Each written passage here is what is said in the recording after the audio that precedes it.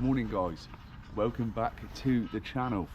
Now if you watched 2 or 3 videos ago, there was a video where I came down to my local park lake, but when I got here it was actually frozen solid. Now today, as you can see, the weather's warmed up a little bit. Now it's not warm by any stretch of the imagination, but it's warm enough to not be frozen. So I've come back down and we're going to have another pop. Gonna have another go at it. A few hours on a Sunday morning. Now that surely shows the dedication that I've got for this channel. I could be in bed, I've had work all week, I've not been home all week until Friday, and yet I'm out here this morning trying to get a fish for you guys.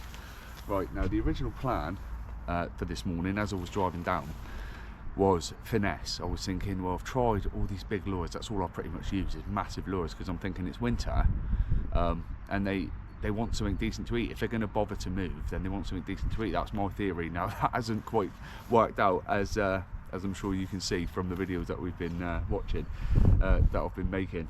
So I thought finesse, right, I'm going to use a very thin fluorocarbon trace. I'm going to use a tiny little, I've got a little roach imitation in my bag. Now I've got down here and the light is actually extremely low this morning, and in order for to catch something, I need for the fish to be able to see what I'm using, so they can eat it or try to eat it. So change of plan.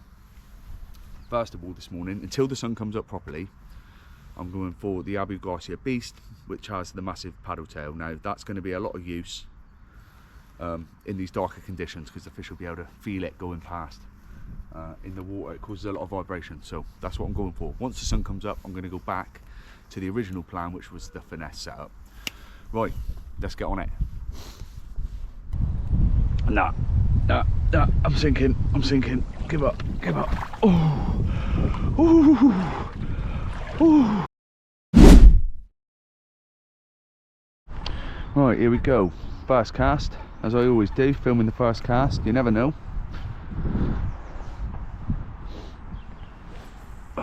With the Abu Garcia Beast.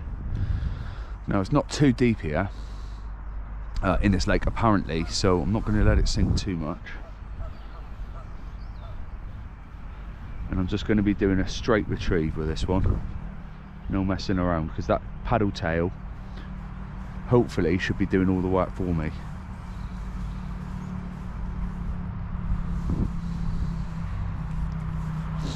Hopefully the water's quite clear, so I might be able to switch to that small roach pattern a little bit sooner than I thought. Also, this beast isn't, because it's such a big lump of rubber, it doesn't cast that well. So I'm not covering that much water with this one.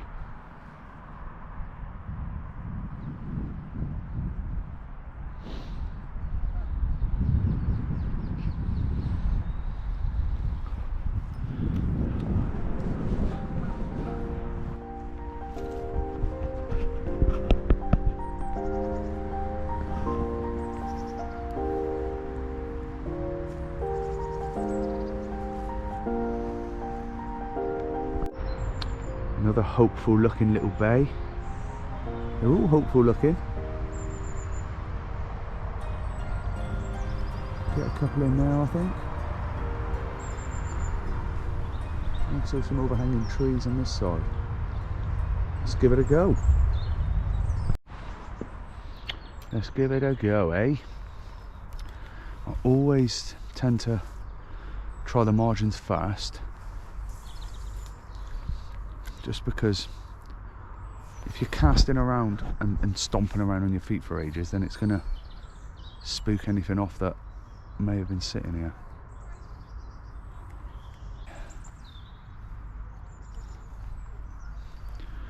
Another set of carp anglers over there.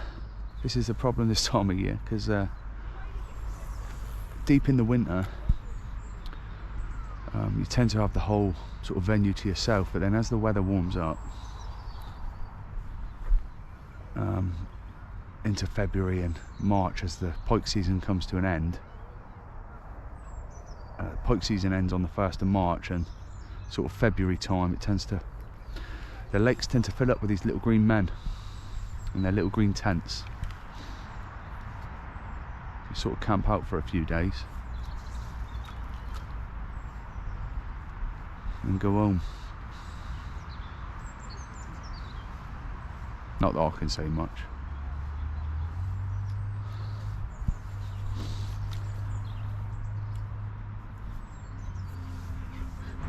Found another little swim here. Not an official swim, I don't think. Hasn't been built, or maybe it was once, but it hasn't been for a while. But it looks quite sort of hopeful. I know I keep saying that, but that's because I'll remain hopeful. We have to, don't we? Right. Now I'm going to climb to the end of this, and I thought, well, might as well film it, because even if I don't catch anything, at least you can see me get wet feet. Right, let's do it. Here we go, along the plank. Now, I was just thinking that this little bay here could hold a fish or two. Who knows? Let's see. Beautiful cast, Gary. Thank you, Gary.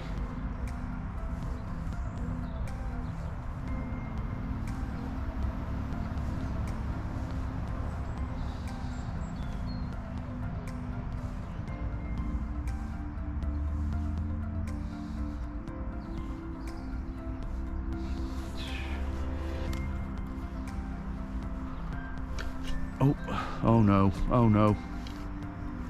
Oh dear. Right, here we go. Come on, baby. I almost touched that. My flipping rod. Oh, this is going to be the worst. Yes. Woo. Okay. A little bit of a heart raiser there.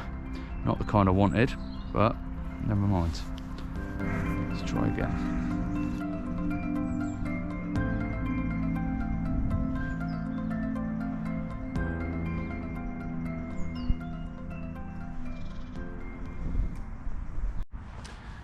Okay, so I've done a full lap of the lake with the post-tail roach and no luck. Now I did see one pike, which at least confirms to me that there are pike in here. Was a little bit hopeful with that because I casted near it, it swam off. There we go. Now I've stopped for a refuel, little banana and some bacon bites, as the frazzles. Very nice. Maybe I should start doing crisp reviews. At least you can actually see some crisps on the video. I'll start doing crisp reviews maybe. Might be a bit more successful. Now, upon going back to the car to get my banana and my crisps, I actually realised that this whole time I haven't been wearing my lucky charm. Now, this could be all the difference. Just found it in the car. Hook your dream. I got this in Cyprus a while ago and it's been my lucky charm ever since. Now that is going on. It's the missing link. We're done, that's it. We're going to get a PB now. Let's go and do it.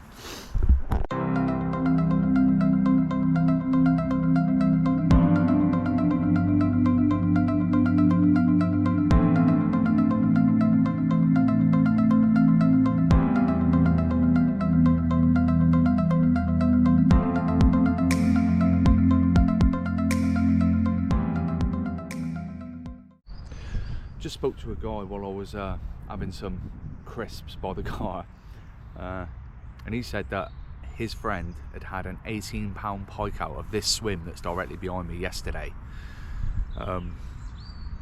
Whether that means that that fish doesn't want to eat again today or whether it means it does want to eat, I don't know, but it's got to be hopeful, isn't it? So let's give it a go. I've swapped lures onto the Husky Jerk. I'll show you that after. Oh.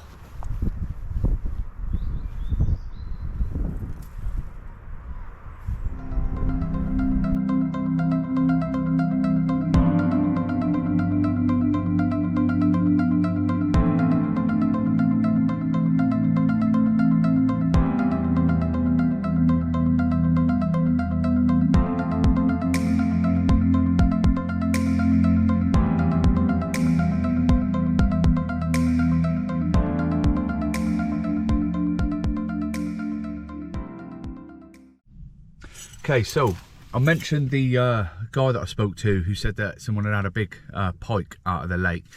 I tried and tried and tried in that swim, but nothing was happening. Now, he also mentioned another lake. He said 5 minutes down the road, it's quite a small lake, around the back of a supermarket. So I'm going to try it. I'm going to drive down there and have a look. See you there.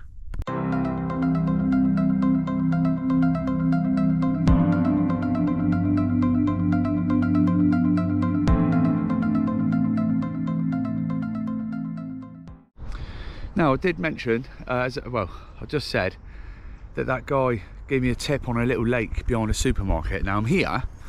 He said, oh, it's free fishing, but there's loads of pike in there. So I was like, all right, sweet. So I thought, he said it's 5 minutes, and it was 4 minutes from where I was. Now I've got here, and I can see why it's free fishing, because I can't actually see anywhere to fish from. Now, whether this bloke knew this and he's mugging me off, I don't know. But, I mean, there's this little swim here, but, I mean, I might have a little flick from here just because I'm here. But jeez, honestly. And all along the back, all I can see is reeds. I can't see any open swims. So, I'm going to have a wander round. You know me, I don't give up easily. I will try to get round, try and find some swims, but if not, then this may be the end of the video with regards to fishing, but we'll see. We'll have a look. Right, I found a swim. It was actually about 10 feet away from where I just had that little moan. Let's have a go, shall we? Let's have a go. Something, somewhere's got to turn up a fish for me eventually, hasn't it? You know, for us, for the Wee Fish family. Oh, I'm thinking about changing the name of the channel to Wee Blank. Right, the Husky Jerk is in that reed over there. I've lost it. Annoyingly, it was actually my steel trace that gave way. Did not expect that. But what I have noticed is that the water leading up to it is actually quite shallow. So what I'm thinking is I could go and get it back. I've got my old scabby trainers on, so I'm not too bothered about getting them wet. Now, I have tried the water with 1 foot and it wasn't too bad, so let's just see. Oh, that is pretty cold. But it's not. Oh, I'll have to watch out because I'm actually sinking a little bit here. Yeah. Nah, I'm sinking. Give up. Oh, well, I tried. Oh, that was cold. Right, I'm going to put my trousers back on and then I'll film again. Okay, end of another session. No fish, but it was cut short slightly by some duff information I got given by that guy. Whether or not he meant to give me that rubbish information, I don't know. Maybe he's not fished down here for years, maybe he's never actually been here, maybe he's just heard about it. But I got down here and there was like 1.5 swims, fishable swims. The one that I could fish, I lost that lure and went for a little paddle, so that was fun. Hopefully that entertained you. I've got to do something to keep the viewers up, and because I'm not catching any fish. No, but I wanted that back. I really wanted it back because it was one of my favourites. I'm going to go home and I'm going to order another one immediately because it's such a good one. And I just don't like things lying around. I don't like leaving things lying around. In the reeds and stuff, I feel like I'm littering. If there's any chance of me getting it back, I will take it, which is what I did. But as you saw, I was sinking, and it wasn't worth that. It wasn't worth that. So there you go. Next session next week. I might have to switch it up slightly. I'm seriously considering getting on a day ticket, maybe with some carp, some sort of runs water, just to get some fish for the camera. As I say, I can't apologise. because you can't predict what the fish are going to do. I've tried everything today, every lure, speeding it up, slowing it down, bouncing it along the bottom, fishing just underneath the surface. I did see one pike, but he wasn't interested. So maybe none of them were interested today. Who knows? Who knows? Maybe it's just me. I hope you've had fun watching me anyway, because I've had fun making the videos. And I'll keep making them. I'll keep making the videos, I'll keep fishing, keep filming it. And sooner or later, that big one's going to come along in it. And imagine, if you've been through the journey with me by the time that happens, then it's going to be brilliant, isn't it? So, keep watching. Thanks for watching this one.